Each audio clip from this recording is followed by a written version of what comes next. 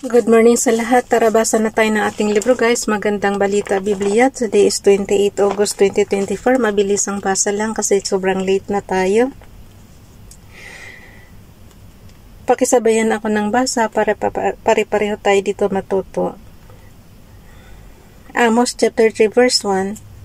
Pakinggan ninyo mga taga-Israel itong sinabi ni Yahweh laban sa inyo na inilabas niya mula sa Ehipto. Verse 2, sa lahat ng bansa sa ibabaw ng lupa, kayo lamang ang aking itinangi at inalagaan. Kaya't kayo'y aking paparusahan dahil sa inyong mga kasalanan. Ang gawain ng propeta, Amos chapter 3 verse 3, maaari bang magsama sa paglalakbay ang dalawang taong hindi nagkakasundo? Verse 4, umuongal ba ang leon sa kagubatan kung wala siyang mabibiktima?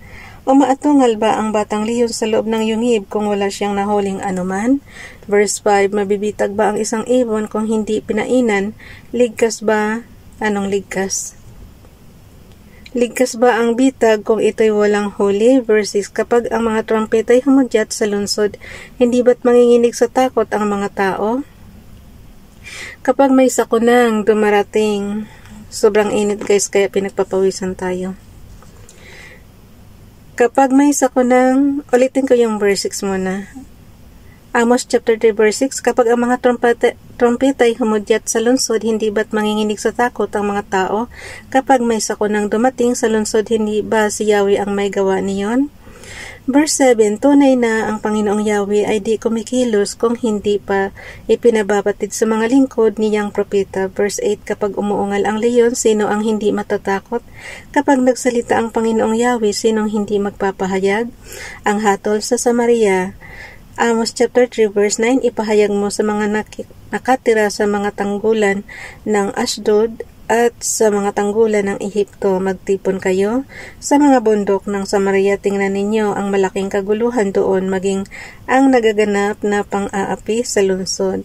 Verse 10, hindi na nila alam ang paggawa ng mabuti, sabi ni Yahweh, ang mga bahay nila'y punong-puno ng mga bagay na kinamkam sa pamamagitan ng karahasan at pagpatay. Verse 11, kaya't lulusobin sila ng isang kaaway, wawasakin ang kanilang mga tanggulan, hahalughugin ang kanilang mga tahanan. Verse 12, sabi pa ni Yahweh kung paanong walang maililigtas ang isang pastor sa tupang sinila ng isang leon, liban sa dalawang paa at isang tainga, iilan din ang ililigtas ng Diyos sa mga Israelitang nakatira ngayon sa Samaria at nakahiga sa magagarang higaan. Verse 13, pakinggan ninyong mabuti ito at babalaan ang mga anak ni Jacob, sabi ng Panginoong Yahweh, ang Diyos na makapangyarihan sa lahat. Amos chapter 3 verse 14, sa araw na parusahan ko ang mga taga-Israel dahil sa kanilang mga kasalanan, wawasakin ko ang mga altar sa Bethel at malalaglag sa lupa ang mga iyon. Verse 15, Amos chapter 3 verse 15, wawasakin ko ang mga bahay na pantaglamig at pantag-araw, guguho ang mga bahay na yari sa garing. Anong garing? Ang malalaking bahay ay wawasaking lahat. Hala, ano ba yan? Nandito na tayo sa Amos chapter 4 verse 1. Pakinggan ninyo ito mga babae sa Samaria na naglalakihang gaya ng mga baka ng Bashan, na nang aapi sa mahihina, nangingikil sa mahihirap at naguutos sa inyong mga asawa upang dalhan kayo ng inumin. Verse 2, ang Panginoong Yahweh ay banal at kanyang ipinangako, darating ang araw na kayo'y huhulihin ng pamingwit, bawat isa sa inyo'y matutulad sa isdang nabingwit. Verse 3, ilalabas kayo sa siwang ng pader at kayo itatapon sa Harmon. Ang pagmamatigas ng Israel, Amos chapter 4 verse 4, mga mamamayan ng Israel, sabi ng Panginoong Yahweh, pumunta kayo sa Bethel at do'y gumawa ng kasalanan. Pumunta rin kayo sa Gilgal at dagdagan pa ang inyong mga kasalanan. Magdala kayo ng mga hayop na ihandog tuwing umaga, magdala kayo ng ikasampung bahagi tuwing ikatlong araw. Verse 5, maghandog kayo ng tinapay bilang pasasalamat, ipagyabang ninyo ang inyong mga kusang loob na handog sapagkat ito ang gustong-gusto ninyong gawin. Verse 6, ginutom ko kayo sa bawat lungsod Walang tinapay na makahain sa bawat bayan, gayon may hindi kayo nanunumbalik sa akin. Verse 7, hindi ko rin pinapatak ang ulan na kailangan ng inyong halaman. Nagpaulan na ako sa isang lungsod, ngunit sa iba'y hindi. Dinilig ko ang isang bukirin, ngunit ang iba'y hinayaang matuyo. Verse 8, kaya't naghanap ang mga tao mula sa 2 o 3 lungsod ng tubig sa karatig lungsod, ngunit di rin napatid ang kanilang uhaw.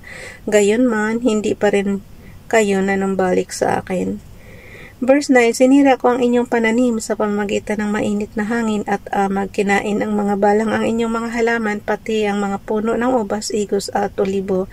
Gayon may hindi pa rin kayo nanumbalik sa akin. Verse 10, pinadalhan ko kayo ng salot tulad ng aking ginawa sa Ehipto. Pinatay ko sa digmaan ang inyong kabinataan. Inagaw ko ang inyong mga kabayo, bumaho ang inyong mga kampo dahil sa mga nabubulok na bangkay. Halos hindi kayo makahinga, subalit hindi pa rin kayo nanumbalik sa akin. Verse 11, pinuksa ko ang ilan sa inyong lungsod tulad ng Sodoma at Gomora.